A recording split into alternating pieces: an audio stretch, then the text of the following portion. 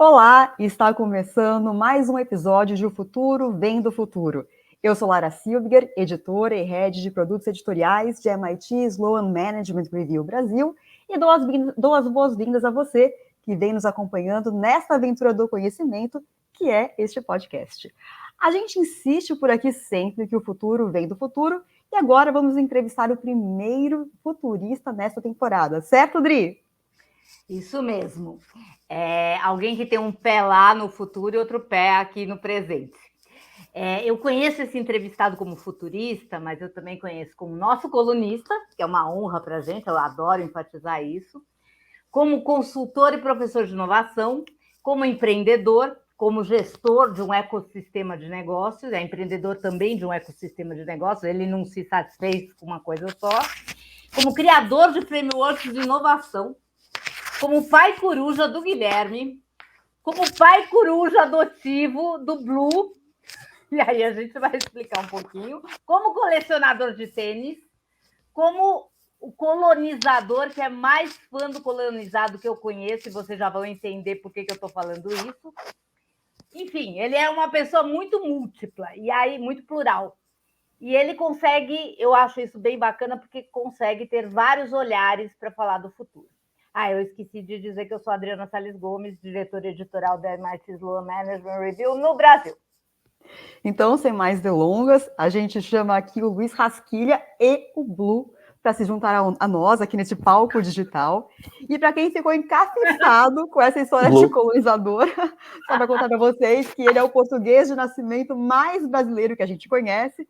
Bem-vindo, Rasquilha, e bem-vindo o Blue. Queria ver o Blue de novo para a gente... Blue de novo, vem cá, Bubu. O Blue. Obrigado, gente. O Blue me acompanha nas apresentações, palestras, entrevistas, tudo que seja online, Blue está presente. Ele agora vai com este ar de sono, já estava dormindo, vocês me acordaram aqui para eu aparecer. O meu chihuahua de 2 quilos, que eu digo que carrega do lado do celular à noite, né? Você põe o chihuahua e o celular para carregar. Carrega os dois, para ficar mas a energia no meio da manhã já está assim. Então o Blue acompanha. Cão de pandemia... É isso, né? Ele é um cão da pandemia. Então chegou no fim de 2019 aqui em casa e logo veio a pandemia, então não pôde sair e não é nada amistoso com quem não é da casa. Mas não tem tamanho para não ser amistoso, né? Mas enfim, ele faz parte do jogo. Obrigado, Adriana e Lara, pelo convite. Até fiquei meio desconfortado agora com a apresentação, com todas aquelas coisas que a Adriana falou. Você viu quantas? Como é que a gente começa essa conversa, né? Por onde é que a gente começa? Mas eu vi palestra. Eu vi palestra do Luiz com o filho no colo. Bebezinho. Palestrante TED mais novo da história. O Guilherme tem 8 anos hoje. Ele foi para o palco de um TED com 6 meses. E foi uma história, se pudermos entrar por aí, foi uma história muito, muito louca. Foi no calor do momento. Eu fui convidado para fechar um TED, para falar num TED do interior de São Paulo. E a minha palestra era às 6 ou 6:30. E eu cheguei, sábado, Guilherme, esposa e tal, ficávamos lá numa salinha e tal. Aí eu tava dando uma madeira, troquei a fralda e pus ele no canguru. Como tava atrasado, já eram 6:30, tava uns 30 minutos atrasado. Eu pus no canguru para dar uma embaladinha para ele dormir. Assim que eu pus no canguru, a organização, Luiz, é agora, e me empurraram, literalmente me empurraram para dentro. Não era planejado, então? Planejado, eu disse, já que tá, vambora. A minha esposa me agarrando, o que você tá fazendo?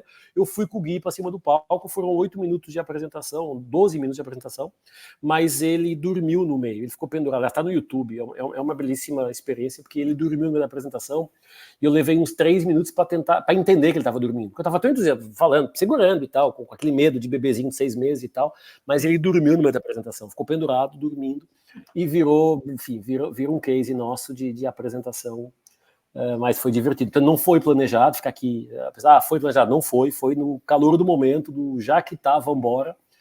Aí depois eu tirei ele do palco. Há um tempo ele no YouTube, ele falou, pai, tô vendo aqui você, que eu tenho um canal com um monte de coisa lá, tô vendo aqui você numa palestra, tem um menininho aqui, quem é esse bebê? É você. Aí deu aquele momento de memória, né? Eu com 6 meses, eu não lembrava, é normal, filho, com 6 meses a gente não lembra, né? Eu não sei o que eu comi ontem, imagina, com 6 meses eu lembraria. Mas do futuro ele sabe. Do futurizado.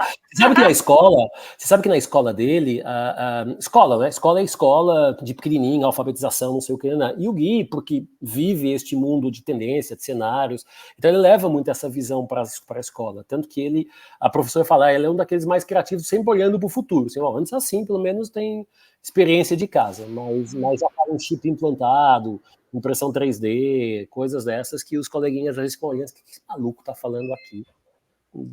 Estão discutindo outras coisas. Então, na escola, vamos ver o que isso significa no futuro, eu não sei, mas pelo menos. Rasquilha, você comentou que com tantas apresentações que a Adri fez, você não sabia nem por onde começar. Pois então, é. eu sei por onde começar. Então, tá bom, me ajuda. Primeira coisa, eu vou te pedir, não sei se é uma coisa fácil, mas eu vou te pedir que você faça uma autobiografia falada, contando pra gente como esse português veio parar aqui no Brasil e se você tá voltando pra terrinha agora. Você tá voltando mesmo? Não, eu tô lá e cá. Vamos lá. Então, a minha relação com o Brasil, a gente tá com tempo, né? Posso esticar, fazer a história longa, né? A minha relação com o Brasil começou na barriga da minha mãe. Nossa, há 40, da mãe. há 50 anos. A minha mãe, eu sou chique desde que eu estava na barriga da mãe, porque a minha mãe não podia comer comida do dia anterior, porque eu não gostava. Então ela, tadinha, ela passava muito mal. E nas férias, retinha final antes de eu nascer, ela e meu pai foram de férias para um lugar, para um hotel e tal. E o chefe de cozinha em Portugal, o chefe de cozinha falou: a única forma que você tem de não passar mal é comer comida feita todo dia para você. E eu vou fazer isso aqui para você. E eles ficaram tão amigos que a minha mãe falou: se o meu filho for um menino, vai ter o teu nome. Então, meu nome Luiz Carlos é desse menino que era um chefe brasileiro. Então, eu começo a minha relação com o Brasil na barriga da mãe. Depois a história evolui e eu fui, quando publicitário, eu fui publicitário em 97, que me graduei em 2003, 2004, eu fui sócio do Horta Oliveto durante 2 anos. Eu liderei, como sócio, uma operação em Portugal. Então, a relação do Brasil continuou. E a partir de 2008, quando eu me mudo para a Science of the Time na Holanda, que é a maior empresa do mundo de pesquisa de tendências, e numa discussão ali em 2009, a gente decide mercados de expansão. E eu falei, eu quero ir para o Brasil, porque pelo tamanho do mercado, pela profissionalização deste tema, muito inspirado nos Estados Unidos naturalmente, eu quero explorar para a escala, eu quero explorar o mercado. E aí, em 2010, decidimos que eu iria explorar o Brasil. Me mudei em 2011, uma história super também não programada, com meu sócio Marcelo Veras, até hoje é o meu sócio, eu já conto a história. E aí estamos liderando a Inova, o ecossistema, com 9 unidades de negócio, uma das, eu sou suspeito para falar, tá? Mas uma das maiores empresas do mundo hoje em mapeamento de cenários e tendências para várias áreas de negócio, muitos clientes nos pedindo ajuda e a gente tentando ajudar naturalmente a mapear o futuro 3, 5, 10, 15 anos. Adriana, desde 2014 por aí, que me dá espaço, me dá um palquinho, eu vou escrevendo, eu vou publicando, e muitas coisas que lá em 2014 nós publicávamos se confirmaram 5, 6, 7, 8 anos depois. Não vou dizer 100%, mas mais de 90%. Então a gente tem uma assertividade, uma curacidade de pesquisa muito, muito forte. E isso tem sido levado principalmente para 3 hoje pilares. O pilar de digital, transformação digital, cultura digital, negócio digital. O pilar de estratégia, de ajudar o planejamento estratégico, e o pilar de inovação, que é onde nós, naturalmente, nascemos. Então, isso ganha aqui um pouquinho do Luiz, hoje como um português nascido em Lisboa, portanto a literalidade continua aqui, aliás é uma discussão boa aqui em casa com a minha esposa, porque ela é de Curitiba, e a literalidade portuguesa tem as suas coisas. Eu continuo, depois de 14 anos no Brasil, eu continuo literal. Hoje eu fico entre São Paulo e Almancil, no sul de Portugal, por uma questão de doença na família, meu pai doente, então a gente optou por fazer 2 anos de estar aqui mais perto. Eu hoje estou em Portugal, nós estamos gravando eu remotamente aqui em Almancil, mas São Paulo é a sede da empresa, é onde eu estou. A gente fica hoje nesta ponte aérea para que o meu filho possa estar um pouquinho com o avô, os velhinhos, os nossos velhinhos, se a gente conseguir estar um pouquinho com eles, e o mundo digital permite que a gente possa trabalhar remoto, então dá alguma liberdade de poder fazer isso, e todo mês estou no avião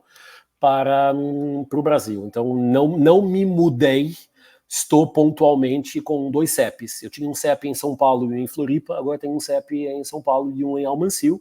Pronto, só mudou a hora de voo, mas é isso. Então, eu falei da história do meu sócio, Marcelo Veras. Eu fui publicitário, trabalhei em agência. Eu falei não só com o Washington Oliveto, mas na Publicis, na Ogilvy, por aí vai.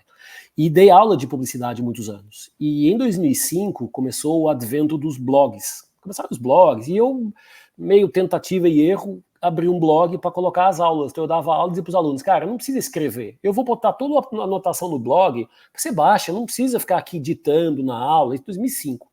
Aí um dia, em 2006, eu recebo um e-mail de um professor brasileiro, de uma faculdade do Brasil, dizendo, olha, eu dou aula de propaganda e tal, fui pesquisar na internet, encontrei o seu blog, posso usar? Não, cara, fica à vontade, tá aí, não tenho nada para ajudar os meus alunos.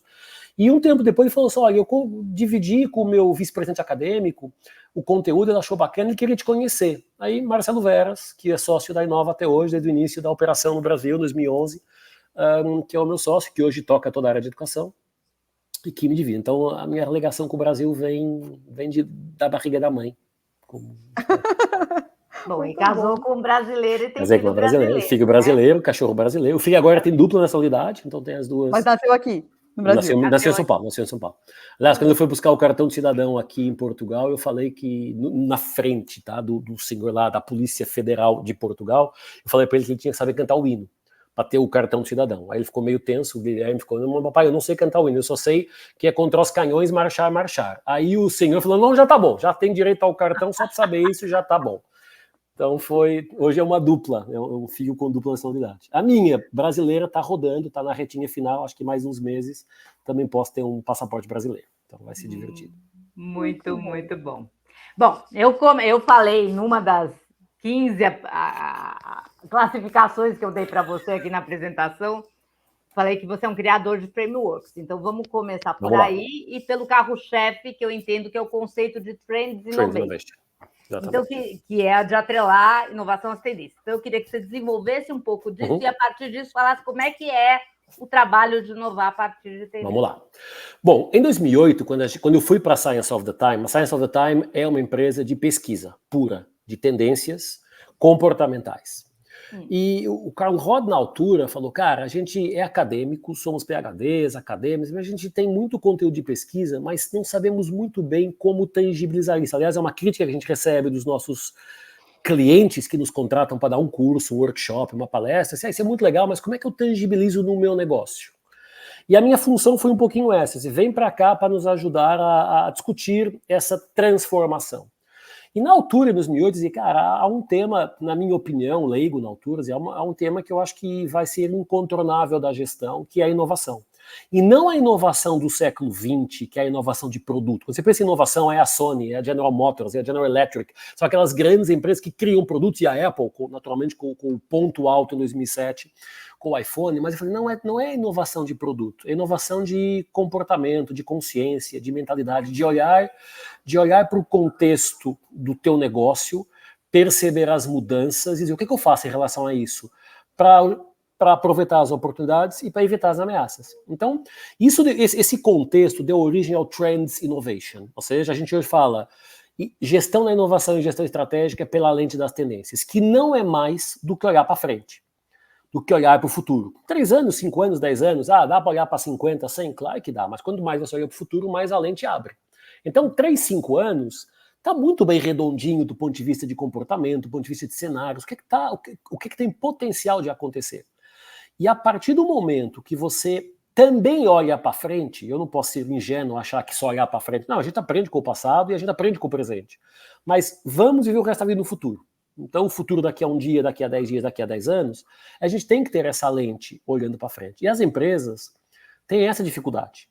E é uma dificuldade, na grande maioria das vezes, não por culpa própria das empresas, mas pelo modelo que elas vivem. Qual é o modelo? É o modelo taylorista. Todos nós somos filhos e filhas do taylorismo. Taylorismo é a primeira aula de gestão. Taylor, Fellow e Ford, a chamada administração científica, padronizaram a forma como as empresas funcionam. E seja uma empresa de educação, de varejo, de tecnologia, tem uma estrutura organizacional e um organograma definido, tem uma cadeia de valor muito bem clara, tem uma lógica de entrada e saída de input e output muito clara para tudo. Isto foi válido, na minha opinião, até 2019, porque a pandemia mudou esta regra do jogo. A pandemia permitiu que a gente esteja agora aqui remotamente, o que era difícil na cabeça de muitos gestores, os modelos remotos, não estou dizendo que é o único, mas deixamos de ser 100% tayloristas para ser também tayloristas num monte de outros caminhos e modelos que estão sendo explorados, híbridos, remotos, presenciais, o que for. Então, quando a gente traz a inovação e diz, olha, a inovação pode ser, do ponto de vista de cultura, de mentalidade, de contexto empresarial, aquele eixo que te permite se adaptar rapidamente ao que está acontecendo, você tem que fazer isso não com a lente do retrovisor, mas com a lente do futuro. Então, o Trends Innovation é isso, olha para as tendências para que você possa, no teu dia a dia, tomar as melhores decisões com um pensamento inovador. Às vezes não é para criar nada do zero, ou nada de novo, é para adaptar o que você tem e mitigar risco ou aproveitar a oportunidade. Então, essa é a lógica do nosso carro-chefe, que é o Trends Innovation, nossa framework base, que diz, identifique ou liste todas as tendências que podem ter impacto no teu negócio, e embora a gente tenha um frame de 78 tendências, que é o nosso What's Next, nem todas se aplicam da mesma forma. Então, se eu sou uma companhia aérea, ou um banco, ou uma companhia de seguros, ou uma empresa de varejo, há intensidades diferentes. Ou uma escola, por exemplo, talvez uma impressora 3D para peças de substituição numa indústria seja muito relevante, mas para uma escola não tem relevância nenhuma. Uma escola de gestão como é a nossa da Inova, eu vou imprimir o quê?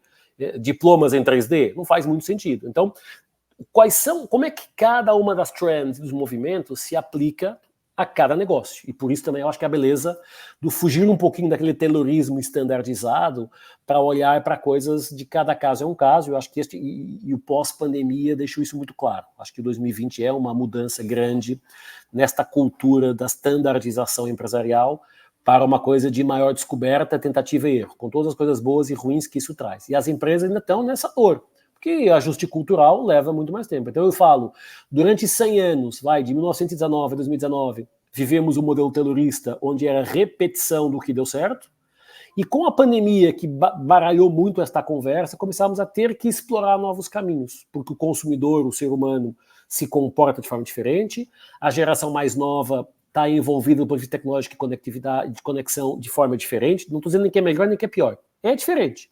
E, portanto, isso abre novos territórios. Aliás, são frases. É uma frase que me marca muito do Rancharan.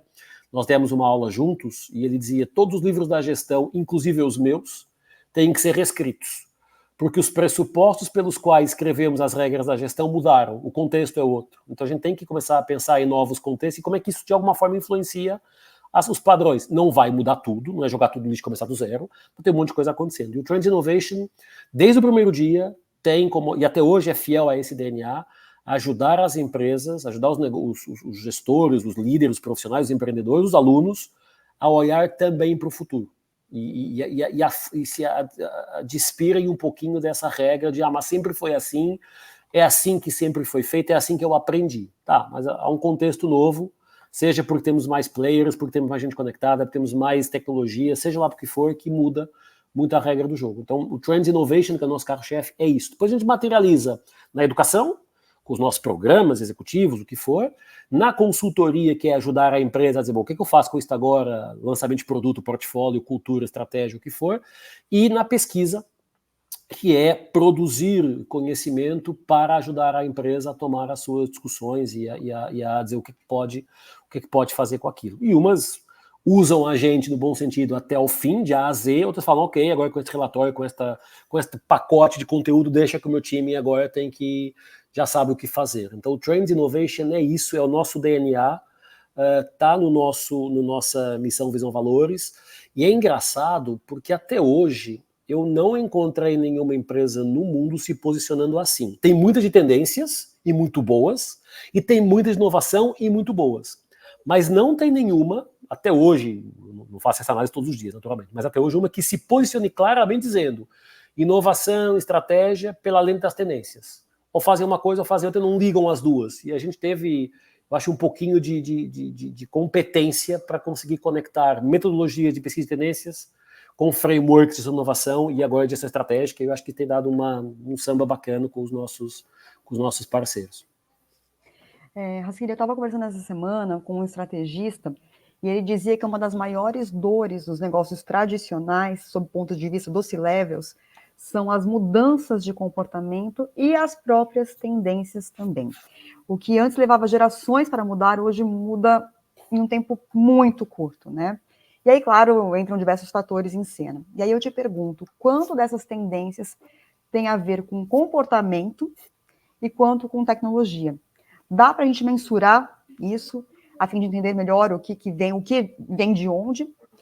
E por que às vezes o pessoal acha tanto que tudo é tecnologia só? Por favor, você podia comentar isso? A tecnologia é meio, vamos começar por aí, tá? Quando se fala em transformação digital, eu falo, é mais transformação do que digital. Não é porque você põe tecnologia que a coisa resolve, a coisa começa a ser comportamental. Mindset, cultura, consciência, não só digital. Tem um amigo, cliente, que é o Alexandre Camilo, que é um corretor de seguros, que diz, cara, logo na minha vez é que isso tudo acontece. E ele dizia, cara, eu não fui preparado para isso, e vamos lá.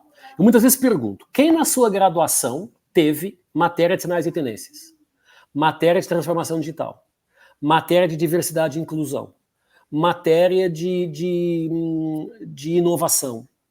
E invariavelmente é raro nós encontrarmos essas matérias. Por quê? Porque, mais uma vez, o modelo taylorista replicava o que dava certo. Era a fórmula do bolo, faz assim que o bolo vai dar certo. Hoje não é mais assim. Então há outros caminhos que têm que ser explorados. E por isso a liderança alta, a média e alta gestão tem tanta dificuldade, porque nós aqui somos filhos de uma realidade que não é essa. Então temos que aprender, por isso é que os líderes têm tanta dificuldade em se adaptar, porque eles não foram formados para esta permanente necessidade de adaptabilidade, para esta permanente, logo na minha vez é que isso acontece, eu não fui preparado para isso, eu fui preparado replicando o que o meu chefe me ensinou, quando ele saiu eu assumi a função dele, e eu replico para baixo, quando eu saio quem vem atrás assume. Não é mais assim, isso tem uma dificuldade grande de conseguirmos nos adaptar a isso. Então esse é um ponto que tem a ver muito com a questão geracional. Então a geração de gestores hoje liderando empresas, a grande maioria não passou em termos de formação, em termos de experiência, por essas transformações. E tendência que é olhar para frente assusta.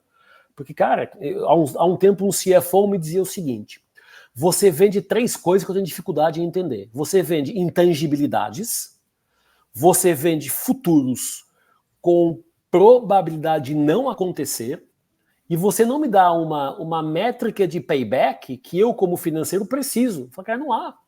Há um monte de ferramentas e de métricas assim, que te ajudam a reduzir a ambiguidade.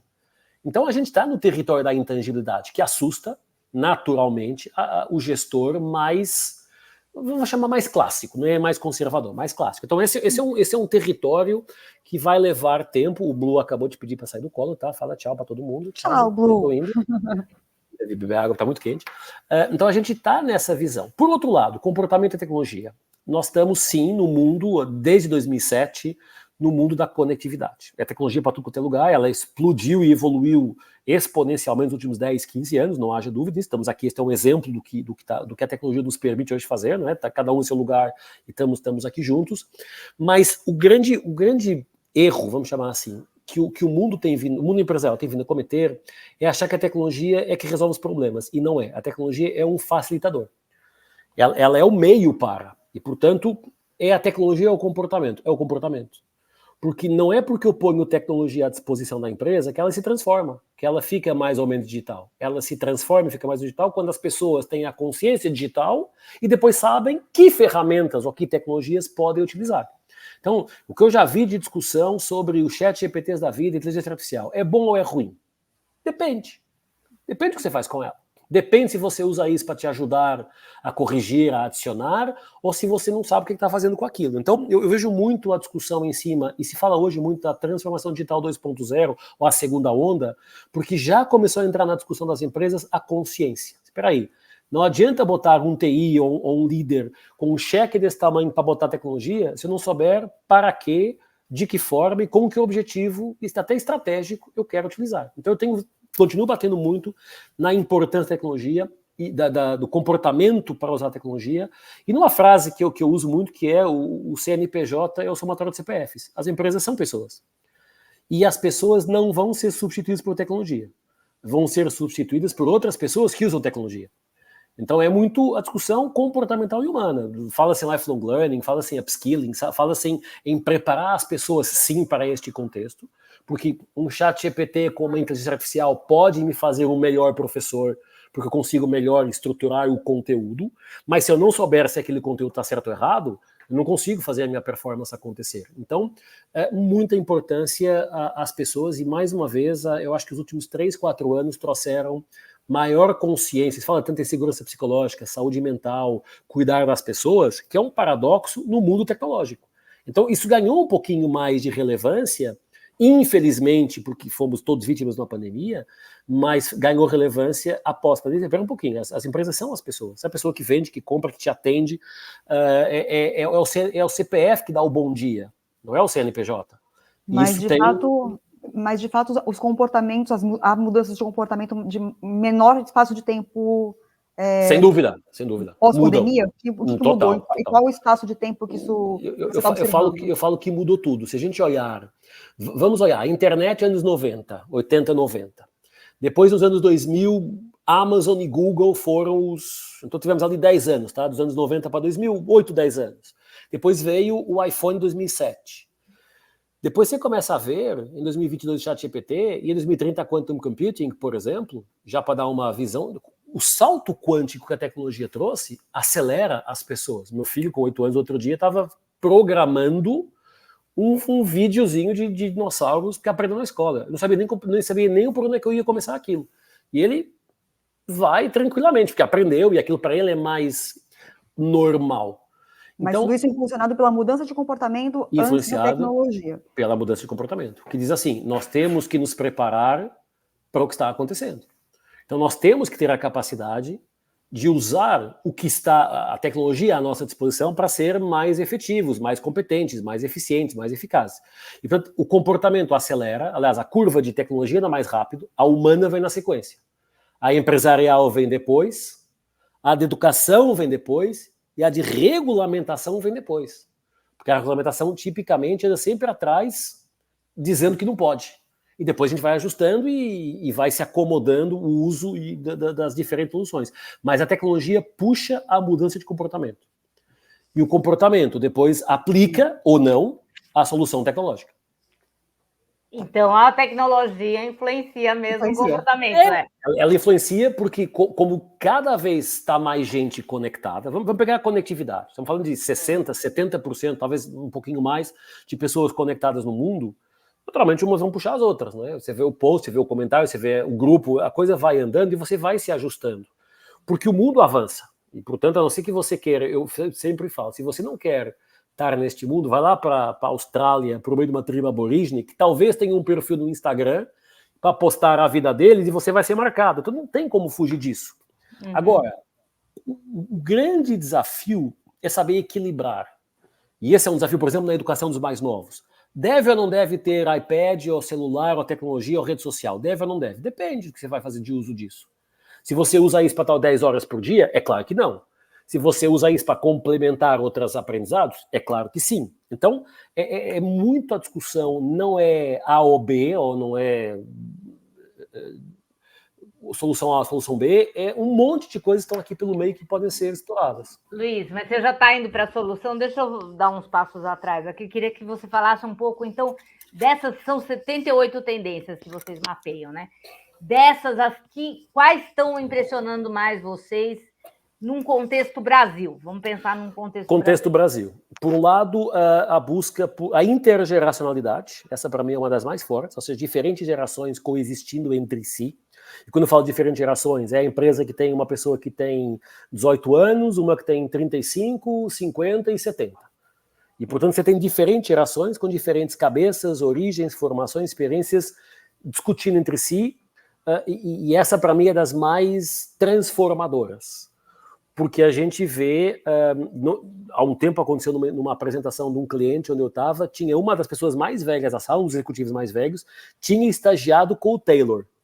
Então, quando eu falo modelo pós-taylorista, imagina o que deu ali, deu uma bela discussão, até porque eu não falo como crítica, falo como contexto, então não é uma crítica, é um contexto. Eu falo, cara, eu estagiei com o Taylor. E eles diziam, eu tenho alguma dificuldade com o mundo hoje, porque não é esse mundo que eu conhecia. Então, eu acho que esta intergeracionalidade é, para mim, uma das mais fortes. Nós estamos muito atentos ao 5.0, ao mundo 5.0. Eu sei que a gente vai falar dele daqui a pouco, até com o Ricardo Neves, da NTT Data, que também faz coisa aqui. Essas duas são, para mim, muito fortes, porque o Brasil é, de fato, um país longevo de gerações, então tem gente de diferentes idades nas empresas, naturalmente. e altamente conectado. É um dos países que utiliza, que consome a conectividade em vários estratos, em vários níveis, de forma muito intensa. Claro que há um conjunto de outras, se eu for falar da 78, fazemos todo aqui o processo, mas a gente vai atualizar o relatório agora em outubro, e naturalmente eu vou usar o meu palco MIT na minha coluna para fazer os artigos e colocar as tendências lá, como estão já as anteriores, mas nós temos 18 mega tendências muito claras, desde Mundo 5.0, transformação tecnológica, o empoderamento das pessoas. Temos 30 comportamentais e 30 de negócio. Então a gente faz esta matriz mega comportamental de negócio. Mega aponta para 10 anos ou mais, comportamental de 2 a 5 anos e de negócio de 1 a 3 anos, porque naturalmente o negócio tem que se adaptar mais rápido ao contexto, o comportamento leva um pouquinho mais tempo. Mas eu acho que intergeracionalidade e Mundo 5.0 são duas coisas que me parecem muito fortes hoje no Brasil, e também uma coisa que eu acho maravilhoso no Brasil, que, com todos os problemas, todos os desafios que temos para um país continental, que é o de lifelong learning, ou seja, as pessoas continuam atrás de estudar, de se aprofundar naquilo que é possível, naturalmente, não podemos também generalizar o 100%, mas há muita coisa para resolver, mas a educação é algo que está muito endêmico no brasileiro, isso eu acho isso muito legal. Uma coisa que me surpreendeu, eu chegava no Brasil, tinha um aluno, já fiz 2 MBAs, cara, que legal, 2 MBAs, não, já fiz 3, já fiz uma pós. Há muita gente continuamente estudando, e não é por acaso que plataformas de mundo educacional tem no Brasil representatividade bastante forte, porque é um país de escala, é um país conectado, e é um país que tem uma pirâmide etária equilibrada, em que a geração mais nova tem vindo a perceber a necessidade de continuamente se atualizar. E não só a mais nova. No programa de conselheiros da Inova, ou no programa de pós-MBA da Inova, nós temos alunos com 60 anos, com 55, com 65, que falam, cara, eu fiz uma carreira, fiz uma jornada, agora eu preciso atualizar, eu preciso por uma gota de diferença ou de provocação. Então, acho que isso é muito legal de ver no Brasil. Eu acho que os Estados Unidos também são talvez o grande influenciador continental, né? A gente bebe um pouquinho dos Estados Unidos, que tem essa cabeça muito empreendedora, muito inovadora, muito desbravadora o tempo inteiro. Isso conecta e contamina no bom sentido a maioria das empresas que eu conheço e a maioria dos executivos que eu conheço. Todos eles, de alguma forma, a busca por saber mais, e no nosso ecossistema, com muita gente conectada, seja pelas redes sociais, seja pela plataforma de base de dados, seja pela comunidade do WhatsApp, a gente sente isso. Quer dizer, cara, eu tenho que o gestor mais velho tem que me preparar para lidar com a geração mais nova. Olha a intergeracionalidade entrando ali. Eu, como líder, que tenho agora a galera de 20, 25, que tem uma forma diferente de pensar. Nem é visão crítica de melhor ou pior, é diferente. Enxerga de uma forma. Eu como líder que tenho que me atualizar para este mundo tecnológico que está acontecendo. O que é isso agora de upskilling digital? O que é isso de inteligência artificial? Então, eu acho que isso, comparando com a Europa, que é mais conservadora e que é mais resistente à mudança, eu acho que é uma bela realidade para o Brasil. Assim a gente já saiba naturalmente potenciar. Mas a Europa, por exemplo, é um continente muito mais conservador. Quando você fala de tendências na Europa, de forma geral, mais uma vez, na média, e eu tenho muita interação aqui com empresas, o nível não é nem de comprometimento, mas de consciência é diferente. Mas por que eu preciso olhar para 10 anos daqui para frente? Eu tenho que olhar os próximos 3 meses, porque o meu CEO ou o meu conselho está me pedindo o resultado. Eu sei, mas é a longevidade. Daqui a 10 anos é o quê? A tua empresa? Não sei. Quantas empresas do Brasil a gente está discutindo daqui a 10 anos? Empresa de moveleira, empresa de mobilidade, empresa de varejo, empresa de agro, que estão genuinamente preocupados com o que pode ser o negócio daqui a 10 anos. Há 3 semanas um cliente dizia assim, cara, eu tenho uma empresa saudável, familiar, grande, de bi, cara, mas o que eu vou fazer daqui para frente? O que é o futuro da minha empresa? Empresa familiar. Fazendo comparativo empresa familiar europeia, eu tenho dificuldade em encontrar o segundo ou terceira geração que fala o que minha empresa vai ser no futuro? O que eu tenho que começar agora a pensar para daqui a 10 ou 15 anos? Eu acho que isso é um elogio ao Brasil, é um elogio às Américas, vamos chamar assim, é uma crítica às Europas, que são as 2 realidades que eu conheço relativamente bem. E isso no Brasil é uma coisa que me entusiasma muito, que eu gosto muito, porque é bom poder discutir com empresas que você diria, esses caras não vão discutir este tema. E eles vão discutir o tema. E vão te comprar. Me chama muita atenção aqui, assim, as 3 que você listou aqui brasileiras, como pelo menos assim, me salta aos olhos aqui, intergeracionalidade e lifelong learning, como elas são correlacionadas, né? Total. Assim... Na Inova nós temos uma regra, tá? É uma regra, a gente nunca fala isso, mas todo mundo da Inova tem que estudar todos os anos. Até porque temos uma escola de negócio lá dentro, então não tem desculpa. Eu próprio, porque assim, eu falo sempre para todo o time, o mundo inteiro está pensando coisas. E, portanto, estão criando coisas. Pessoas conectadas criam coisas novas. Se nós não nos atualizamos, nós somos ultrapassados. E não estou falando nem como Inova, não como ser humano. Como vocês viram, o Blue resolveu entrar aqui na nossa, está participando também. Então, a gente precisa olhar para isso como vantagem competitiva, ou às vezes comparativa, mas competitiva. Então, na Inova, eu digo, pessoal, você tem que estudar. Se você não estudar, você é ultrapassado. E não é por mim, é por teu concorrente, é por nosso cliente, é por um aluno de uma faculdade que chega formado e que, de alguma forma, já vem mais preparado. Então, as gerações continuando o estudo, o mais velho se adaptando para conseguir lidar com o mais novo, e o mais novo também mantendo uma pegada, porque o mundo é muito mais competitivo, a competição é global, ele tem que chegar aonde o mais velho está. Eu acho que isso é uma coisa, como você falou, muito conectada, e são duas que eu defendo quase à exaustão, porque elas são fundamentais para esta consciência empresarial que nós estávamos falando há pouco, né? De mudança, de evolução. Porque se você não estuda e não se atualiza, você usa o paradoxo que você aprendeu, sem saber se está atualizado ou não. Se você não olha para fora, não olha para o trends, você fala, minha regra de trabalho, a minha regra de vida é esta. E às vezes já não é mais, porque mudou, porque o contexto é outro, goste sim ou não. Aliás, a hashtag que a gente usa muito na Inova é aceita que dói menos, tá? Então, cara, não tem o que dizer. Mas no meu tempo não era assim, cara, aceita que dói menos, mudou. Vamos aproveitar isso como uma vantagem para poder ser mais competitivo, ser mais feliz. No final do dia, ter ser mais feliz e não ter tanta frustração. Bacana. Eu estou aqui pensando quantos cursos eu fiz esse ano. Eu já entrei na regra, já posso trabalhar na Já pode trabalhar não.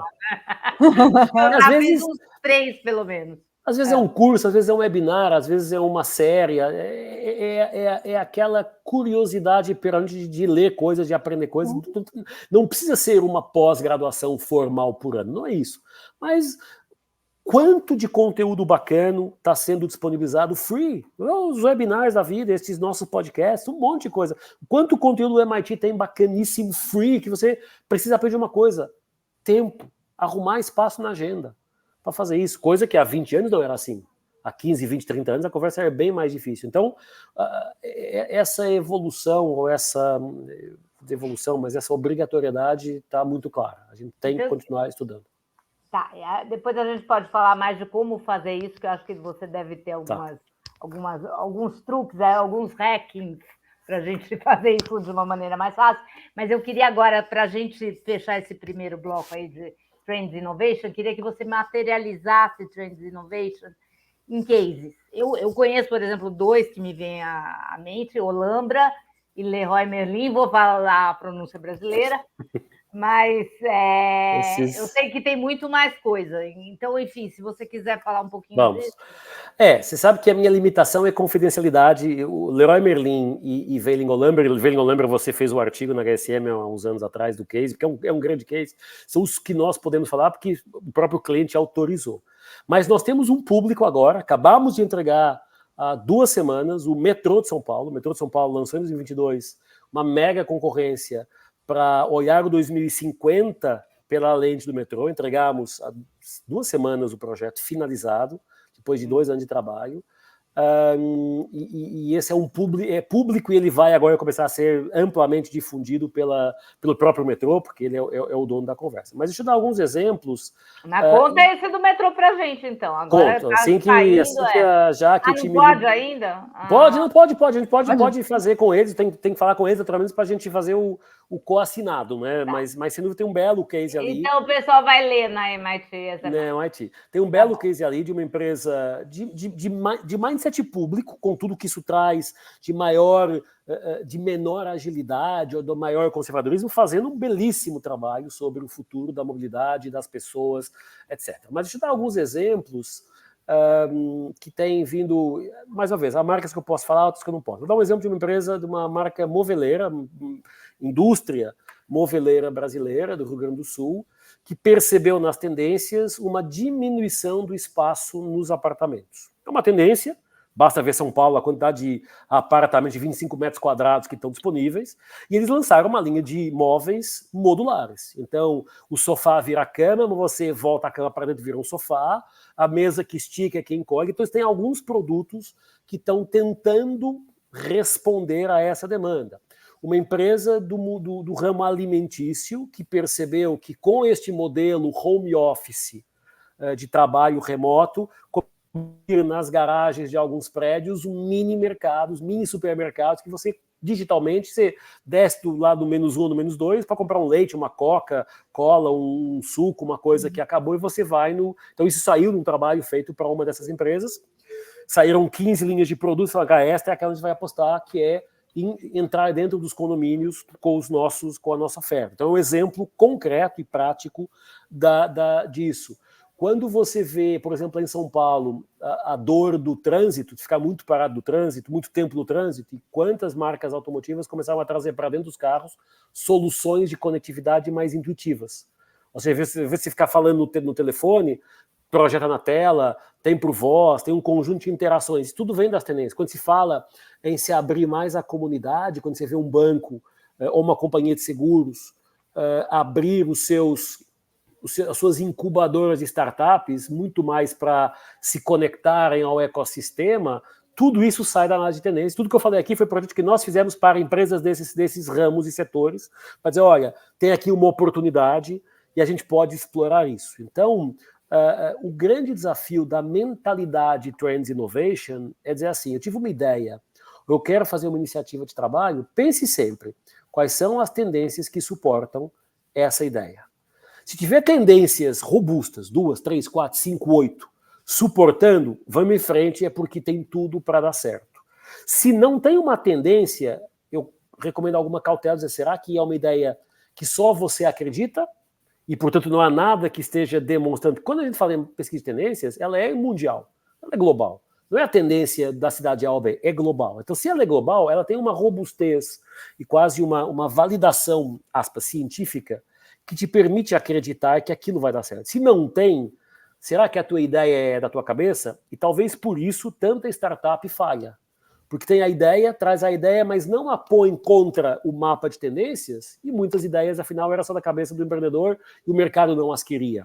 Luiz, mas essa é a etapa 1, só completa. Quanto tempo leva um projeto de Trends Innovation dessa etapa 1 até descartar as possibilidades que não tem a ver? De 2 a 4 meses. Tá. Levantar, mapear, colocar na mesa um sem número de opções de 2 a 4 meses. Normalmente, esse 45 a 70 dias, mais ou menos. E aí depois sempre uma escolha, conta. Depois vem as escolhas. E nós falamos que o sucesso está mais ligado à capacidade de fazer renúncias do que apostas. Porque quando você pega as tendências, vou te dar o caso daquela empresa alimentar, saíram 19 oportunidades de negócio. Cara, não tem uma empresa humanamente recurso para fazer 19 iniciativas. Vai ter que escolher. Aí entra a discussão estratégica, com rankings de priorização e de potencial de sucesso. E aí temos várias matrizes para fazer análise. Diz assim, olha, dessas 19, cara, estas 3 são aquelas que a gente vai de fato investir. Isso leva mais 2, 3 meses, dependendo das agendas, muito mais agendas dos clientes do que das nossas. Mas um projeto de A a Z, o que é de A a Z? Cara, me ajuda a mapear cenários e tendências para o meu negócio, me ajuda a fazer as escolhas, as oportunidades e me ajuda a montar o plano de trabalho. 6 meses, 8 meses é o que normalmente um projeto desse tem. Claro, o metrô é uma coisa muito mais complexa, muito mais ampla, levou quase 2 anos. Mas também porque a gente esbarra numa velocidade que o setor público nos impõe, e eu acho que muito bem, que o setor privado às vezes não tem. Às vezes eu discuto com o dono da empresa, com a empresa familiar, discuto com o presidente, com o dono, com o conselho, e decide na hora. Numa empresa de maior porte, uma multinacional, que tem que reportar para a matriz, leva mais tempo. Mas, na média, de 2 a 4 meses para mapear sinais e tendências, olha, tem coisa acontecendo para identificar, por exemplo, a redução do tamanho de apartamentos nas grandes cidades e mais 3 a 6 para começar a testar o produto, no caso, os móveis modulares, ou a ida ao mercado com conexão com ecossistema de startup para oxigenar a empresa, ou até, quando a gente fala para dentro, testar modelos diferentes de negócio. Mas quando você fala sobre pensar em tendências para daqui 10 anos, por exemplo, que não é uma coisa de teste necessariamente para agora, qual é o tempo? Esse é o mesmo tempo? Não, a gente tem três layers de análise. Tipicamente H1, H2, H3. Né? O H1 é o que é o meu negócio hoje, e eu posso usar tendências de 3 a 10 anos, porque o negócio hoje não quer dizer que não se mantenha para os próximos 10 anos. O H2, que é o negócio de transformação, os negócios emergentes, traz tipicamente tendências mais longe na linha temporal. E o H3, que é a disrupção, aí aponta para coisas mais fora, até muito fora da caixa. Então, exemplos como chips implantados. Pensa em educação, tá? Vamos pegar o exemplo da educação. H1, eu tenho que olhar para tendências ligadas à personalização, instantaneidade de conteúdo e curadoria de conteúdo. É aquilo, o aluno quer aqui agora e quer ser rápido a acessar o conteúdo. No H2, eu tenho que pensar tendências ligadas a novos territórios que podem ser, por exemplo, conectados. Exemplo, as humanas com as exatas. A educação, historicamente, separa humanas de exatas. Eu não entendo por quê. Porque o cara de matemática pode ser muito bom aprendendo design e o cara de design pode ser muito bom aprendendo a eficiência e a assertividade da matemática, por exemplo. E no H3, eu vou dizer, cara, talvez no futuro eu não vou mais para a sala de aula, eu vou fazer um download de conhecimento do cérebro. Isso é uma trend de 5.0 de tecnologia ao serviço das pessoas. Então, dependendo, e aqui mais uma vez, dependendo da consciência do gestor, você pode olhar para o H1, para o H2, para o H3 em simultâneo, pode tratar só de um de cada H. A maioria das vezes, 80%, 90% das vezes, é H1. Dizer, cara, me ajuda para os próximos 3 anos. Porque a mudança é tão grande, cara, eu não vou investir muito tempo pensando daqui a 10, se daqui a 1 ou 2 eu posso ter uma mudança de mercado que pode colocar bastante perigo, bastante discussão em cima da minha empresa. Então, 90% dos casos, 85% dos casos, apontam para os próximos 3 anos, 5 anos, não mais do que isso. A gente sempre puxa a régua um pouquinho mais para frente.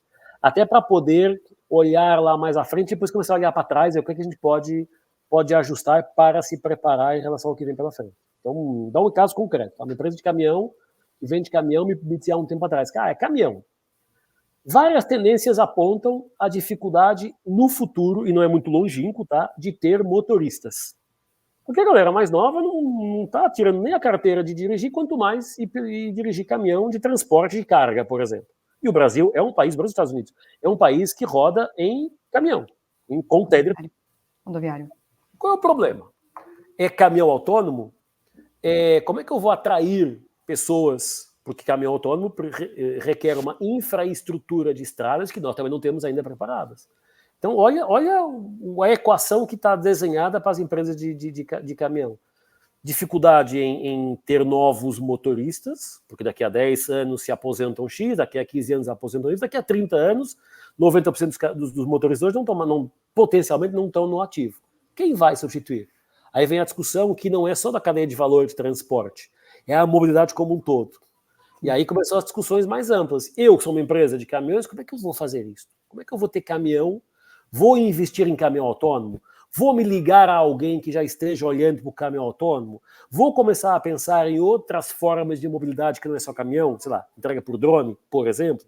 Então, essas discussões têm que vir para uma agenda imediata para ficarmos atentos. Não é para dizer, para o que você está fazendo e vai agora botar todo o teu recurso aí.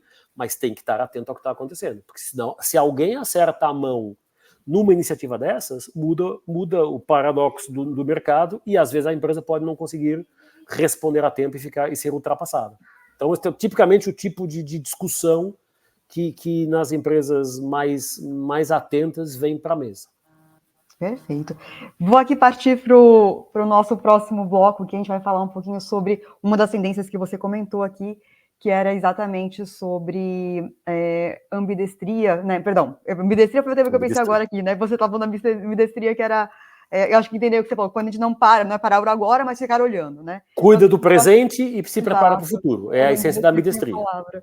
Mas o nosso próximo bloco agora é sobre o mundo 5.0, que foi uma das tendências que você apontou aqui como uma das 3 principais no Brasil. Você tem escrito bastante sobre isso, a gente também trouxe esse tema aqui para o nosso podcast com o Ricardo Neves, né? Ligado a empresas japonesas, mas eu queria saber se a sua visão, a sua visão sobre isso, né? E como você chegou a isso, fugindo um pouco da influência anglo-saxônica na gestão e indo mais para a visão oriental, realmente. Olha, bom, vamos lá. Primeiro, acho que vocês sabem, mas não sabem, eu sou do conselho da NTT Data, com o Ricardo Neves. Então, a gente está junto há alguns anos, velho. Desde janeiro deste ano, eu estou no conselho consultivo. Confluente.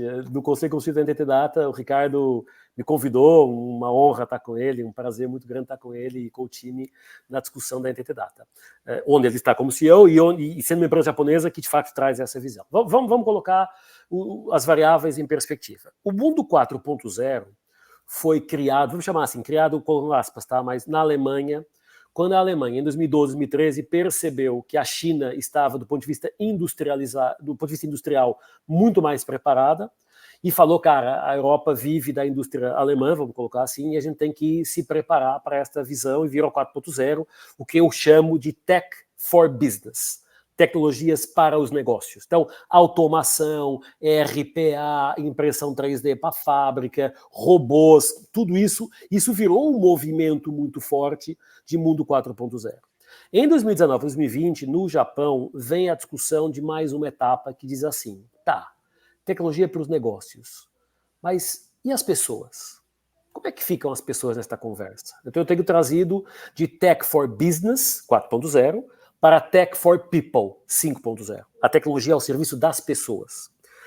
Eu vejo que quem mais está avançado nessa conversa, por exemplo, é a indústria internacional, mas é o mercado da saúde e medicina. O que a tecnologia tem permitido a pessoas que não andavam poderem andar, que tiveram AVCs poderem voltar a falar, que tiveram órgãos que entraram em falência poderem voltar a funcionar, é um exemplo, e depois podemos levar isso à exaustão, é o exemplo de que este 5.0 é a convergência de um contexto humano, temos 8 bilhões de pessoas no planeta, temos que cuidar delas, de uma tecnologia que já está madura o suficiente para ajudar as empresas e que vai ter que ajudar as pessoas. Então, desde ajudar, e mais uma vez, voltamos a exemplos concretos, tá?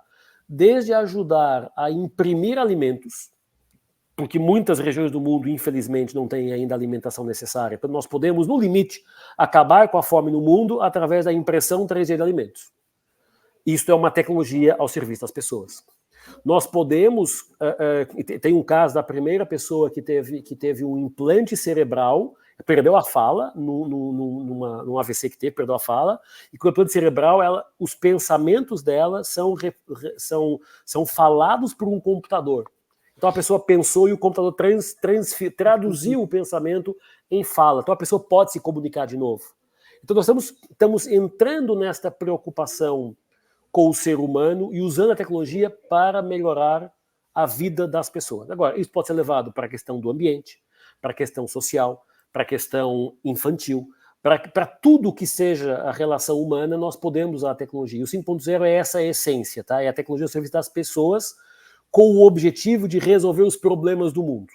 Problemas de poluição, problemas de desigualdade social, um monte de coisas. Então, está no início, uma coisa que é trazida pelo Japão em 2020, tem 4 anos, ainda estamos tentando materializar o que isso significa, e naturalmente isso tem um caminho ainda longo para ser explorado, mas não há dúvida, na minha opinião, que e o Cássio Pantaleone, que escreve também por MIT, é professor da Inova, que tem um livro premiado pelo Jabuti o ano passado, que é Humanamente Digital, ele fala muito disso, que é inteligência artificial e tecnologia apoiando as pessoas, não competindo, não substituindo, apoiando. Eu acho que isso é o caminho, eu acho que finalmente acertamos a lente. Temos um trabalho longo para tangibilizar, mas a lente está correta. A tecnologia tem que ajudar as pessoas, porque as empresas são pessoas e o planeta são pessoas. Então, ter a tecnologia das pessoas, eu diria, é a essência desse 5.0. Hoje, quem está mais avançado é a saúde e medicina, vamos chamar assim, seja por usar a cirurgia remota, em que o cirurgião está em Londres e o paciente está ali em São Paulo e o robô remotamente operado consegue fazer a cirurgia, seja por trazer mundos que a gente ainda não está entendendo as possibilidades. Então, água mais limpa, agro mais produtivo e mais saudável, enfim, um monte de coisa. Ao limite, a gente tem que ter muito cuidado para não ficar brincando de Deus, né? Porque já se fala em nuvens artificiais para conseguir fazer chover onde é necessário, mas naturalmente isso pode levar, se passarmos da dose, podemos ter inundações no deserto do Dubai, como aconteceu há três meses atrás. Então, mais uma vez, estamos testando, estamos tentando perceber para onde é que isso nos leva.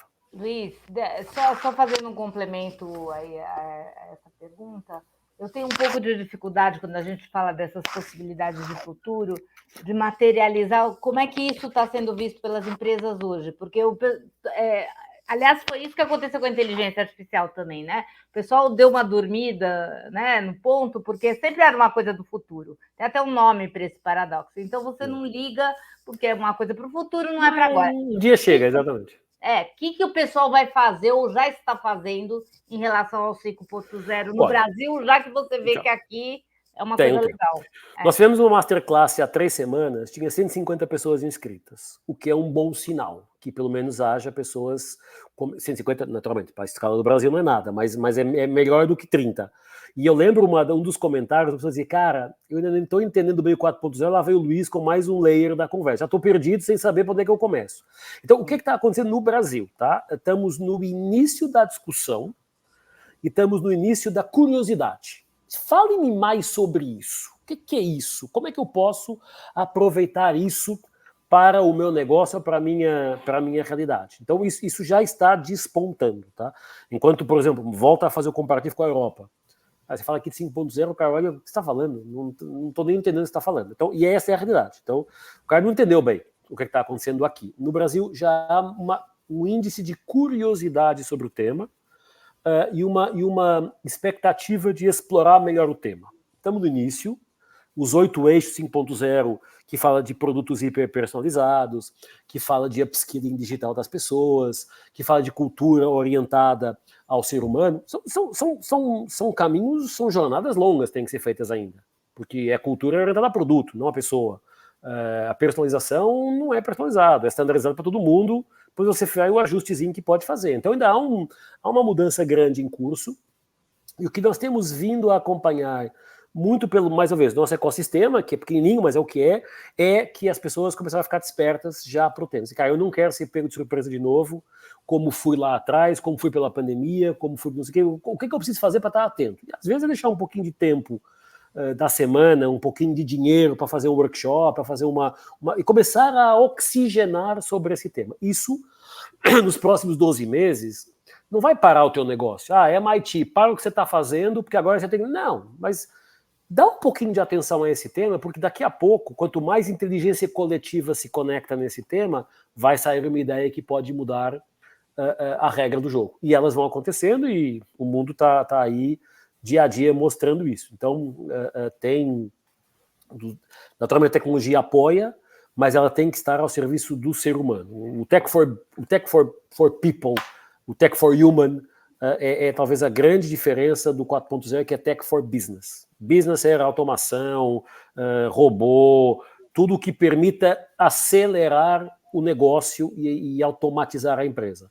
O For People é tudo que permita dar à pessoa melhores possibilidades, seja para trabalhar melhor, seja para viver melhor. Então, Então, para MIT, por exemplo, para a mídia é legal o 5.0, né? Total. Então, acho que vamos ter muita discussão nos próximos anos sobre esse tema. Você falou, Lara, da ambidestria, que eu brinco que é quase a esquizofrenia, porque eu tenho que, ao mesmo tempo, que cuidar do hoje e preparar o futuro, e é a vida. Mais uma vez, como diz o Alexandre, logo na minha vez é que isso acontece. Aceita que dói menos, não tem o que fazer, mas temos que olhar para isso como coisas no futuro e como é que isso pode, de fato, transformar o mundo. Há países mais avançados do que outros, naturalmente. Há países mais resistentes, há empresas. O Brasil tem dado sinais, com toda a dificuldade, às vezes burocrática que existe no Brasil. Aliás, eu falo que francês inventou burocracia, português adotou e brasileiro aprimorou, porque a coisa aí vai a níveis às vezes, mas ao mesmo tempo a digitalização é muito forte, porque a gente vê de serviço público digitalizado, Faz tudo online, CertiSigns, DocuSigns da vida, assina contrato com o banco, com o cliente e tal. Isso também é uma evolução, mostra o quanto o Brasil tem potencial grande para aproveitar essa dinâmica. A gente tem um pouquinho aquela, eu aprendi isso do Brasil, síndrome de vira-lata, né? A gente acha que é tudo ruim no Brasil, que vem de fora é que é bom. Cara, vai ver o nosso sistema financeiro, os nossos PIX da vida e a nossa cybersecurity comparada. Não vou aos países vai aos Estados Unidos, vai à Espanha ou vai à França. Cara, é 10 vezes melhor. 10 vezes melhor. Então acho que temos que puxar por isso também, porque tem muita coisa boa sendo feita, e esse 5.0, eu acho que puxado da forma correta pelas grandes empresas, pode abrir muita oportunidade ao Brasil. No agro, na indústria, no entretenimento, na saúde, sem sombra de dúvida. Eu, como professor do Einstein, tem esse viés também, não é? Dentro da sala de aula a gente tem muito médico ali, muita discussão, bem bacana a discussão. Cara, professor, eu estou fazendo não sei o que, fiz, trouxe, então isso é uma coisa muito rica para poder explorar. Maravilha. Você vai puxar o bloco aqui de adaptabilidade? Eu acho que a gente pode ir já para essa questão final aqui da adaptabilidade do Luiz. Eu quero saber, porque você fala com isso, você fala, não, é quase uma esquizofrenia, mas você fala com uma leveza e você tem uma adaptabilidade. Eu acho, enfim, se você tiver uma metodologia, né, um framework para cada pessoa que está ouvindo, acompanhando a gente aqui se adaptar, é legal. Mas, além disso, você podia falar de uma receita pessoal. Como é que você fica com essa leveza? Eu acho que só mais uma provocação. Como é que a Vivi, sua esposa, consegue... Porque ela é advogada, que é uma área... advogada, pois é. Como é que dá para fazer numa Pois é, ela é advogada, embora tenha sido aluna da Inova em 2 programas e agora é professora do programa de conselheiros. Eu acho que a Vivi já é uma advogada inovadora, tá? E a gente já conseguiu formatar ela. Mas é um desafio. Como é que eu faço? Eu acho que não há uma receita de bolo. Eu acho que cada um de nós tem que encontrar o seu tom. Eu defendo sempre, e continuo dizendo, que a gente tem que arrumar espaço na agenda. Temos que ter espaço na agenda para poder pesquisar, para poder ler, para ser curioso. Eu estou em 30 grupos de WhatsApp de conteúdo. Você lê tudo? Não, mas eu baixo tudo aqui para os downloads e arrumo o tempo para ir lendo, nem que seja leitura dinâmica, para ver os vídeos, para estar presente. Então a gente precisa sim, eu acho que a receita de bolo começa por arruma espaço na agenda. 30 minutos por semana não mudam a tua vida no sentido da dedicação, mas se você usar 30 minutos para ler um artigo, ler um MIT Sloan Review com tantos colunistas legais que estão lá, e agora estou me pondo um pouquinho em bico de pesca, me considero um deles também, mas com tanta gente boa e com tanto conteúdo bom, que hoje é free, cara, só é pego de surpresa quem quer. Isso para mim é verdade absoluta. O Marcelo tem uma frase que eu gosto que diz: se você não está confuso é porque está mal informado, que eu também concordo. Mas tem muito conteúdo disponível. Então, no mundo conteudista, no mundo interconectado, é arrumar tempo na agenda para poder oxigenar e pode ser sobre o teu tema, sobre o teu negócio, sobre qualquer outra coisa. Então a informação é o que traz a segurança para se adaptar a isso, a uma coisa que é tão, como você falou, é tão imprevisível. Quer dizer, imprevisível não. Você disse que tem base, né? Por trás. Tem base, mas é rápida. É rápida. Exato. Você fala aqui que tem futuros que podem não acontecer, tem a questão do payback, que a gente não sabe, tem a questão de impossibilidades também, talvez. Então, por isso é informação. Coisas, né? É a era da informação. Informação que assenta aqui o... A informação que assenta é a informação que reduz a ambiguidade ou a incerteza e que te permite estar um pouquinho mais seguro da tua, seja o teu discurso, seja a tua decisão. Então, a minha receita de bolo, o que eu faço, tá? Mas isso é profissional nova. Eu gasto metade do meu dia, todos os dias que eu estou trabalhando, coletando informação, trocando ideia com o time, vendo o case. É isso. Ah, você está navegando. Não, eu estou pesquisando. Claro, hoje está muito rotinado, são quase 20 anos fazendo isso, hoje está muito no meu modelo mental. Aliás, O Poder do Hábito, né, o livro que eu recomendo, um dos livros que eu recomendo, não é esse que eu vou falar daqui a pouco, mas um dos livros que eu recomendo é O Poder do Hábito. Que se você criar o hábito de toda a semana tirar 30 minutos, 1 hora ao meio-dia para pesquisar, para ler, para alargar o teu repertório, você já está mais preparado do que aqueles que não fazem. E a grande maioria não faz. Está na rotina do dia a dia. está na resolução do dia a dia, porque a gente sabe como é que é o dia a dia. Você chega de manhã na empresa, virtual ou presencial, tem lá 10 coisas na tua lista para fazer.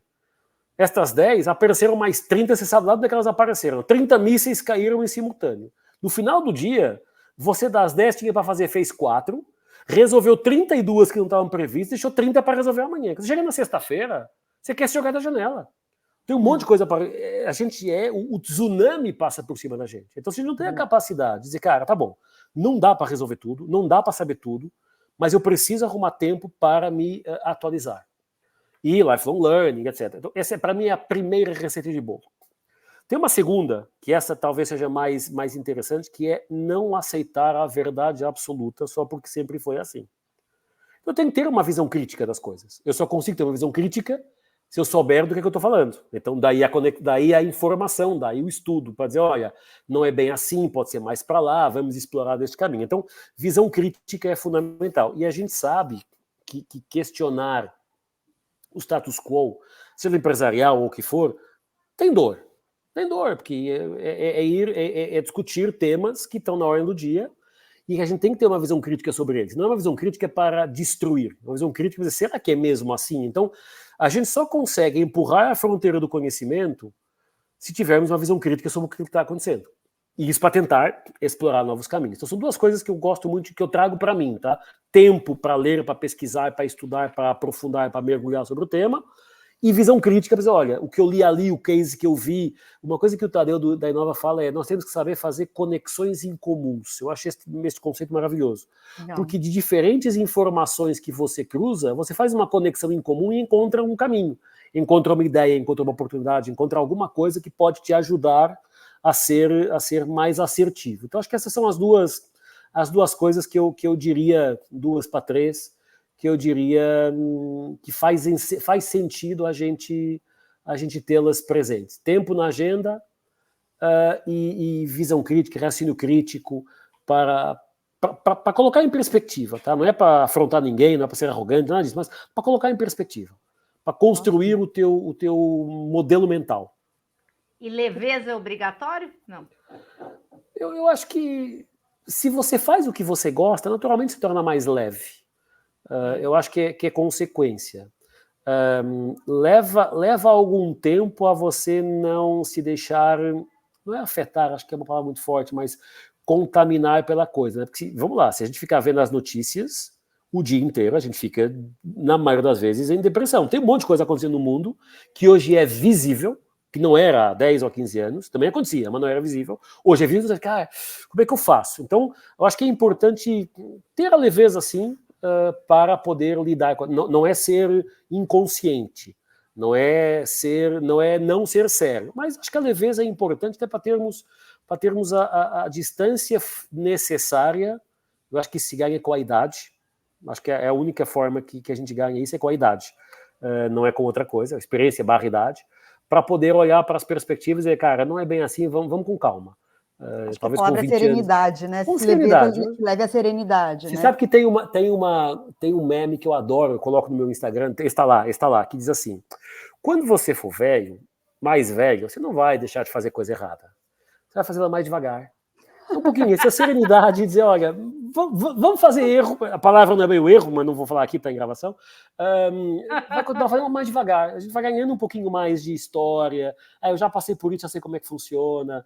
Hoje, quando falamos em projetos sinais e tendências com clientes de muitas áreas, já fizemos coisas parecidas, então já sabemos os pontos de atenção, para dizer, olha, aqui isso pode dar problema, não, aqui isso vai dar certo, já naturalmente pegando aqui a Vivi, uma jurisprudência do tema que vai nos ajudando a ser mais certeiros. E no final do dia, o que o cliente espera é que a gente os ajude a ser certeiros. Então, eu acho que é isso, é o tema. Por isso é que a Inova, todo mundo é obrigado a estudar. Todo mundo é obrigado a estudar. Todos os cursos da Inova têm cadeiras para os professores da Inova fazer, e ai de quem não fizer. Nossa, eu adorei isso, essa coisa de ter... Porque errar mais devagar, é isso, Brigitte? Não, essa também, mas de todo mundo ter que estudar. Tem que estudar. Todo ano tem que aprender alguma coisa. Tem que ser. Tem um monte de gente boa fazendo coisa legal, tem um monte de conteúdo legal sendo produzido todo santo dia. Então não dá para achar que aquilo que eu aprendi no meu MBA em 2003 tá válido em 2024. E isso é possível. Mas o que eu achei legal é que é organizadora. Aí, assim, esse é um hábito que eu tenho que ter. Tem que ter. Todo ano. Mas tem empresas que separam, né, espaço. Tem, assim, eu trabalhei numa empresa, por exemplo, que separava toda quarta-feira de manhã, livre, obrigatório, chamava Obrigatório. quarta-feira de desenvolvimento. É né, isso. quarta de desenvolvimento. E era obrigatório, quer dizer, as pessoas Eu aproveitavam ou não, mas era para isso, exatamente. Eu achei isso maravilhoso. Fala, cara, quarta-feira de manhã é para você estudar o quê? O que você quiser, desde que seja com o melhor, desde que seja com o melhor e mais, e que você divida com os demais esse conhecimento. Porque aí a inteligência coletiva, culturalmente falando, aí você faz o change management das empresas. Aí você põe a empresa preparada em bloco para lidar com a incerteza, com a porrada, com a transformação, com o que for. Mas se você não dá tempo para isso e não obriga, no bom sentido, tá? O Max Tainova diz que o que faz as pessoas boas são as câmeras. Porque alguém está filmando o que você está fazendo. Então é bom você fazer direitinho. Panóptico de Foucault, isso? O que é isso? Alguém que faz as pessoas boas são as câmeras. Alguém tá te vendo. Então, cara, aproveita para fazer melhor. Assim. Vai ter aquele cara, e você falou há pouco, Adriana, como é que as empresas, como é que tá. Eu tenho uma regra estatística que não falha. Eu divido qualquer tema em qualquer empresa em um terço, um terço, um terço. Um terço das pessoas dizem, cara, é isso mesmo, vambora, estamos atrasados. Vamos para o futuro. Vamos. Um terço diz assim, tá mudando, não sei por onde é que eu começo. E um terço diz, vocês estão malucos? Veja bem, não é bem assim. Então, qualquer tema, qualquer empresa, qualquer mercado é classificado em um terço, um terço, um terço. É a regra de rasquilha, tem regra de Pareto e tem a regra de rasquilha. Eu digo assim, ó, no primeiro terço, tem uma empresa, Luiz, tem uma empresa, cara, o pessoal, olha, da tua empresa, um terço vai estar focado na mudança, na evolução da gás a essa gente, porque são eles que vão mudar, são eles que vão puxar a mudança. Um terço do meio que está perdido forma, acompanha, mentora, dá o braço. E aquele terço final, o Tadeu disse que se fossem cavalos tinham que ser sacrificados, você diz assim, você quer estar dentro ou você quer estar fora? E vamos te ajudar a estar dentro. Mas se você não quiser estar dentro, não tem nenhum problema. O mundo é outro, aqui é que você não vai ficar. Então, essa é a vida como ela é. O mundo está sendo mais... está nos cobrando mais essa performance. Então eu brinco um terço, um terço, um terço, porque é isso. E não tem a ver com função hierárquica, nem tem a ver com idade, tem a ver com mentalidade. Então eu cansei de ver gestores de 60 anos dizendo, cara, estamos atrasados, o mundo está mudando e já não está fazendo nada. E menino de 25 dizendo, não, mas não foi assim que eu aprendi assim, é assim que tem que ser. A matriz é essa. Então, vamos descolar da idade dos mais novos são mais inovadores, os mais velhos são mais conservadores. Não é verdade, não há nenhuma relação causa e efeito disso. Tem a ver com a mentalidade. Então, essa é uma regrinha que eu gosto de trazer e que eu acho que pode ajudar a dizer, cara, quem é o time que puxa o barco, quem é o time que está perdido tem que ser ajudado, quem é o time que está puxando para trás e que você tem que perguntar se quer continuar puxando para trás ou se quer se virar para frente ou se quer puxar outro barco na vida e está tudo bem. O mundo está cheio de oportunidades. Eu estou amando aqui suas recomendações, suas regrinhas, suas indicações aqui. E divirta-se, pelo menos. E aí a gente vai se divertir mais um pouquinho, porque agora a gente chega no momento que é a nossa cereja do bolo aqui no nosso podcast, que é o momento das indicações, das suas recomendações pessoais. Nossa, tá bom. Então, para começar, eu queria saber um livro que você recomenda aqui para nossa audiência. Posso recomendar os meus também? Não. Os meus ficam pré-recomendados, mas há um livro que me marcou e que eu não canso de falar dele, que é o Outliers. O Outliers é, para mim, um dos livros mais... Já não é novo, talvez deve ter 20 anos, mas aquela regra das 10 mil horas é uma coisa absolutamente sensacional. E mostra, está provado, que se você quiser ser excelente no que você faz, seja o que for, você tem que treinar durante 10 mil horas. Eu acho que os Outliers são os caras da consistência. Não são os caras do salto de galinha. Tive uma ideia brilhante, vou mudar o mundo. Não vai. Quem muda o mundo é quem é consistente e o mundo a estatística mostra. Então, um livro, Outliers, pode ser um pouquinho antigo. Se quiser um mais novo, o de ambidestria, que eu e o Marcelo Veras escrevemos, que vale também a pena para trazer essa dicotomia, né? Presente e futuro. Um filme...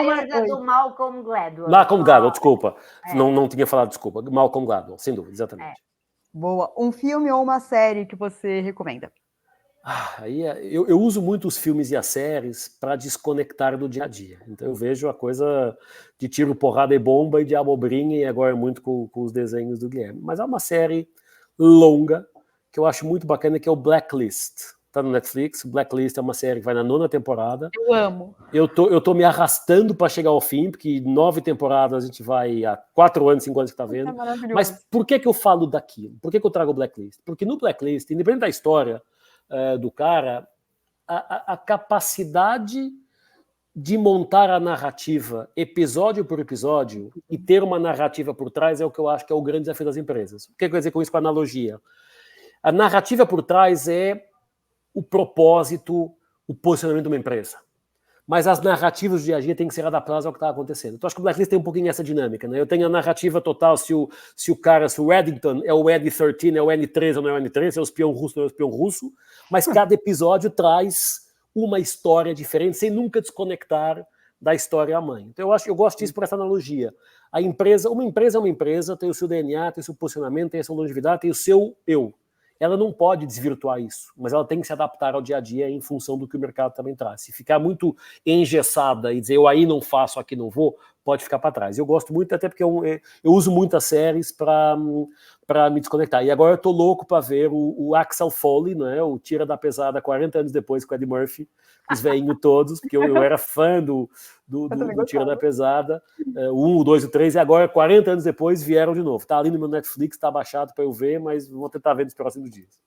E um game que você curte, ou seu filho? Agora games, eu e o Guilherme aqui, a gente temos 3 games que nós jogamos muito, juntos, tá? E eu nunca fui muito dos games, tá? Mesmo de adolescente, nunca fui muito de game, mas agora com ele, é o Minecraft. E por que o Minecraft?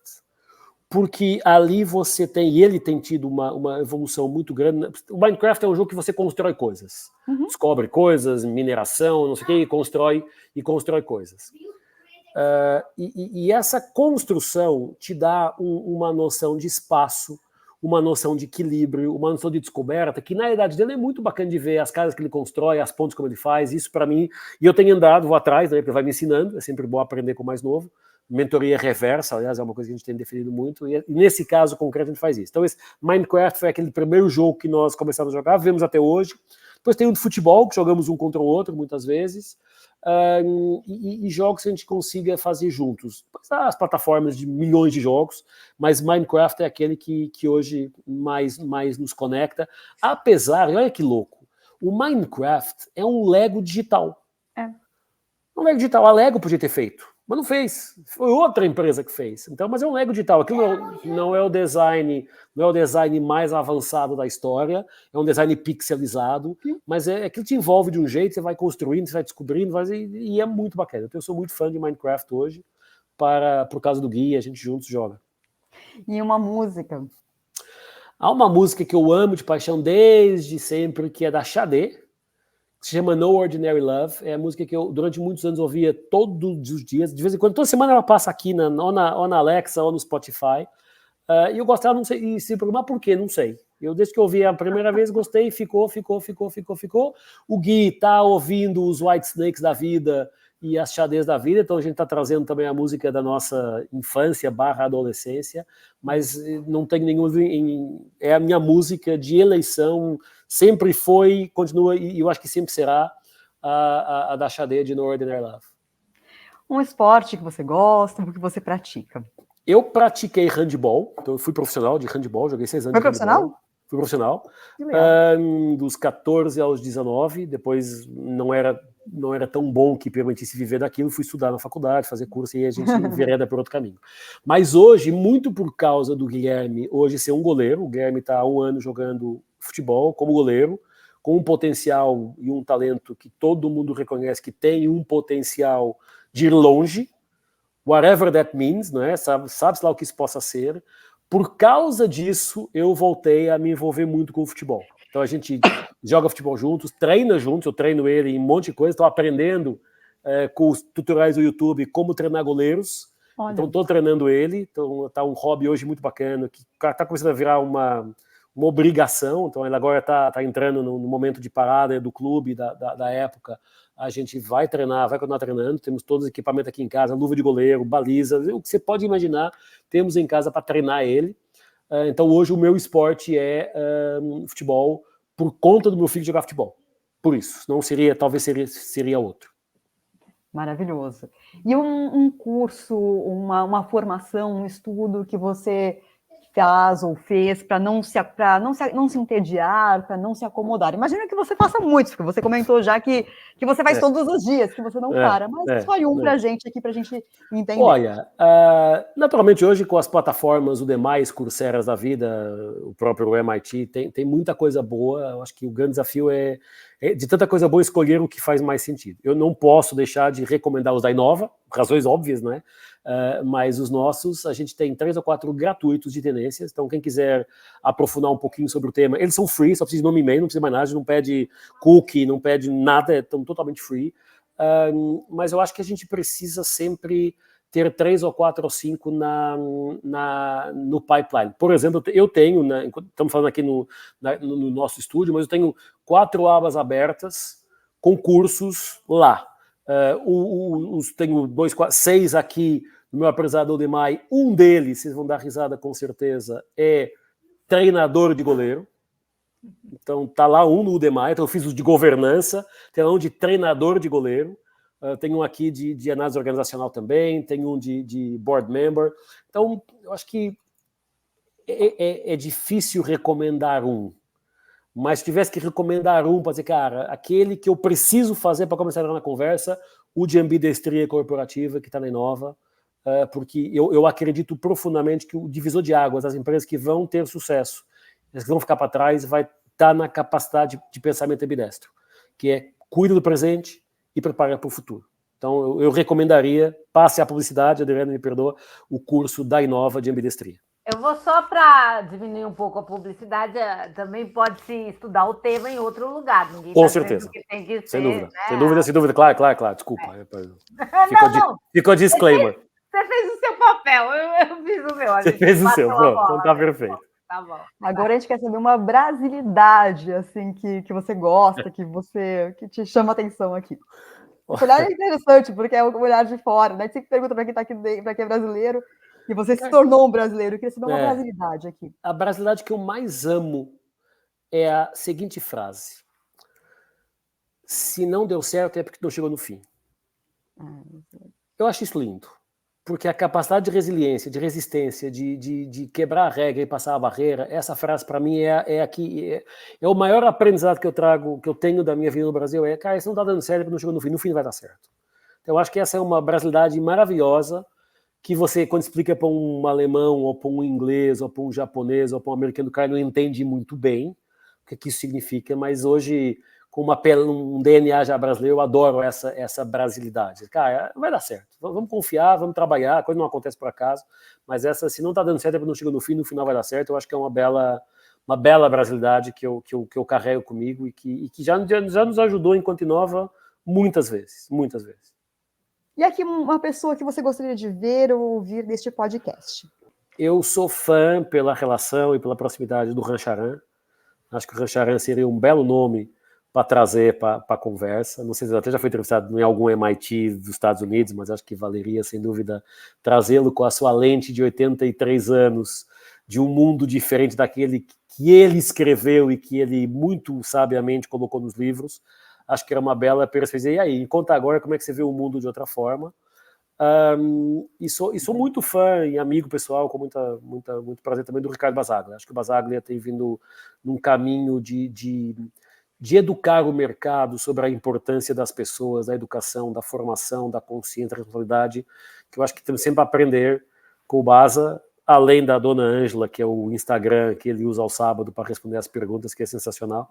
Eu acho que são nomes que eu deixaria na mesa, o Rancharan e o Basa, e o nosso querido Julian Birkinshaw, que também, graças a Adriana, me conectou a ele dá aula para a gente no programa de ambidestria, que também é sempre maravilhoso de ouvir. Então, não sei se tem que ser brasileiros, mas internacionais, enfim, esses são nomes que eu acho que sempre trazem, e tentar trazer, sabe uma coisa que eu acho, não tem nome, tá? Mas tem uma provocação.